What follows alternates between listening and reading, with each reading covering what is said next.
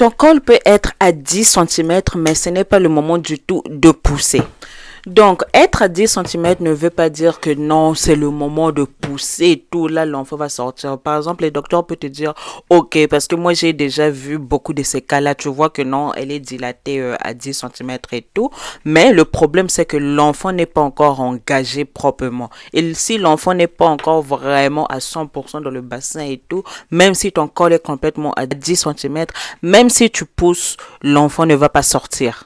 Parce que lorsque tu pousses et tout et que ton enfant n'est pas encore engagé bien dans ton bassin et tout, tu vas seulement fatiguer ton corps parce que tu vas essayer de pousser, mais l'enfant ne sort pas. Et non pas seulement ça, tu vas aussi fatiguer l'enfant parce que ça va aussi bloquer qu'il puisse vraiment bien être engagé dans le bassin.